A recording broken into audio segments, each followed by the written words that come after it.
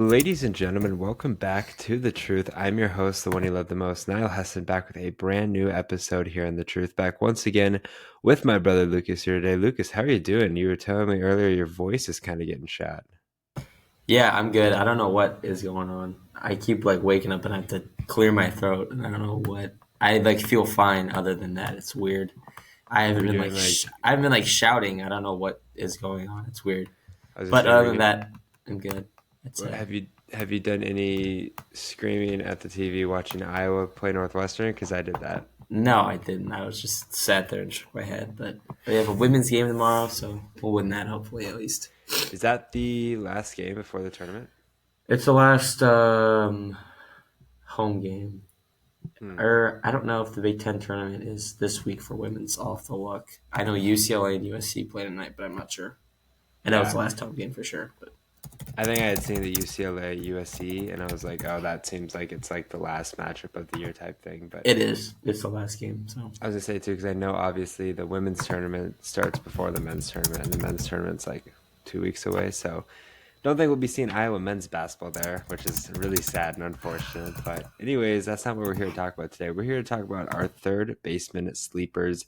This is our seventh of 8 episodes here, where we're going to give you guys sleepers for each position group as we get closer and closer to the Major League and fantasy season. It's officially March, so we're literally in the month of opening day. The opening series starts like a couple weeks away, and then we have opening day towards the end of March. So I know you're excited. I'm excited. A lot of baseball fans are excited as well. And today we're going to, like I said, give you guys our three each sleepers at third base. So we'll give you 6 total and go from there. So without further ado, why don't you go ahead and give me your first third baseman?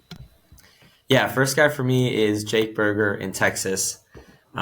He was Miami last year, White Sox year before, and the thing with me is he's really consistent. He always puts up pretty good numbers, even at 28 years old. You kind of think the prime of his career. He's having a good spring training again. It's only 11 at bats, but last year had 29 bombs, 76 RBIs, one stolen base, 760 OPS, 250 average, and that was in 535 at bats. So he really is just middle of the road. He was a first round pick, which I was kind of surprised by in 2017 in Chicago. And he's going to get you those power numbers. The question is, can he keep sustaining it? And after 2022, he finally got big league time in 2023, or prolonged, I should say, 140 games. Also hit 34 bombs, 80 RBIs. So he might not be as much of an RBI guy.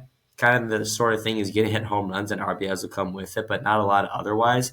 In a good Texas lineup, though, with guys like Simeon and Seager, strikeouts are a little concerning. 150 strikeouts to 31 walks, but that's not like that's a stat in roto leagues. But overall, he's in the top 15 in terms of ADP for third baseman. I've seen him as high as 10.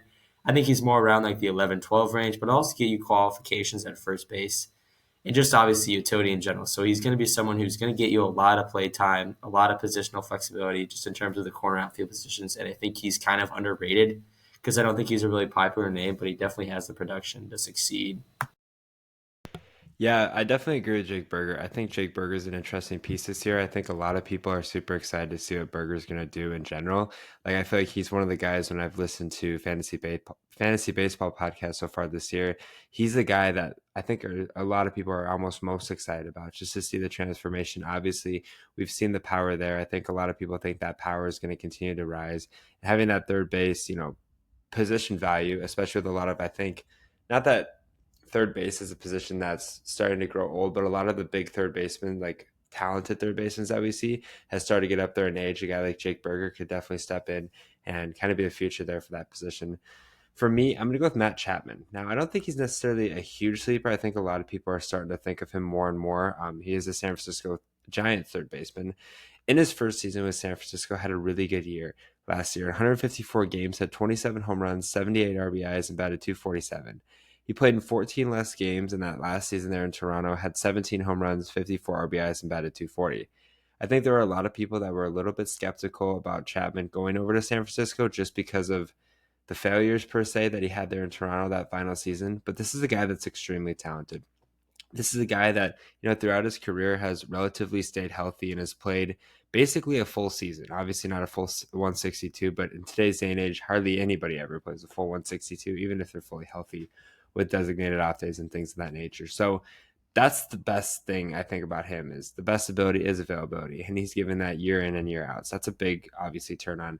And then also on top of that is the home run power coming back to San Francisco last year, because we all remember back in 2019 with Oakland where he had those 36 bombs with 91 RBIs. He's kind of shown that in spurts, obviously not as much as 36 home runs, but 3 of his last 4 seasons, he's had 27 home runs and anywhere from 70 to 90 RBIs. And I think a lot of people were kind of down on him, like I mentioned, with that second year in Toronto. But I think since last year, he proved it and he's done it consistently throughout his career. I definitely think he's a name that should be ranked higher than he is currently right now, at the 13th spot. As you mentioned, Jake Burger is one spot ahead of him. Now, are we going to see the same production from Jake Burger? I think there's definitely the possibility, but I think there's more risk involved with that. For me personally, I'd rather go with a guy like Matt Chapman in that area. And I think that he could easily be a top 10, even top 7 third baseman by season's end, especially for the value that you'd be drafting into your fantasy teams. What about your second guy? Yeah, next guy for me is Matt Shaw, Chicago Cub. It's kind of a hot take in the sense that he hasn't even debuted yet, but similar to, I forget who he mentioned. Oh, I think it was Christian Campbell.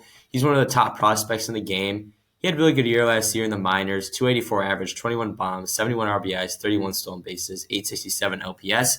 This is kind of a guy I was thinking of before the Cubs signed Justin Turner. I kind of figured that Shaw would be the opening day third baseman. He still could be. And I think it's a guy you could hold on to, especially if you're in a keeper league or even dynasty league. He's going to be a really good bat. And he's, again, one of the top prospects in the game. And he'll give you flexibility. Second base, third base, shortstop in some leagues. And all those, in terms of draft selection, he's getting in the mid-20s, even late 20s. And I don't think the Cubs are going to be that bad. I mean, they lost Isaac Paredes. I think it was the Kyle Tucker trader. That might have just been different. But lost him. So they're going to have some holes at the third base position. Justin Turner is getting close to, he's got to be close to 35 or 40 by this point. So it's kind of a thing with health. Is he going to be healthy? And I think Shaw could get a lot of at-bats, at least 200 at-bats, maybe at the end of the year, or if Turner goes down. Or I could just like to see him get placed into the lineup. He had a little bit of injury troubles, maybe slowed down him in start of spring training, but he seems to be starting on time. And I could see him definitely make the trip to Japan and be an impact that early. I think Matt Shaw is an interesting player because Matt Shaw is one of those guys where like I feel like he had, good success, but I also feel like too like people just aren't really too familiar with him being only 23 years old, but again that a guy that could just kind of continue to skyrocket through that Cubs organization and be a really key asset as far as third basemen are concerned. For me, for my second guy, I'm going to go with good old reliable Nolan Arenado. I love Nolan Arenado. I mean, it's the same thing and the same argument I made with Paul Goldschmidt. I think veteran bats are still really reliable. We look at a lot of veteran pieces in all sports, not just baseball, like basketball, football. Guys start to wear off sometimes, but there's other guys that just continue to rise up through the ranks and continue to have success time in and time out. And I feel like Nolan Arenado is one of those guys. I think a lot of people kind of joke about the St. Louis Cardinals as it's like the oldest team in baseball. They had like one of the oldest rotations a couple of years ago with a lot of old players as well. He is 33 years old, though. And I feel like Nolan Arenado would be considered like Paul Goldschmidt being one of those guys that's 36, 37, but he's still 33 years old. I understand as well last year is a little bit of a drop off, which is another reason why I'm buying high on him. Had 16 home runs to 71 RBIs, actually increased his average by 6 points from the previous year at 272. But we look at years prior as far as home runs are concerned, 26 to 93, 30 to 103, and 34 to 105. So there's kind of been a downward trend as far as his first 4 years in St. Louis. But I also don't really think that he's going to drop any lower than where he's at because he's obviously had a 10 years success in Colorado.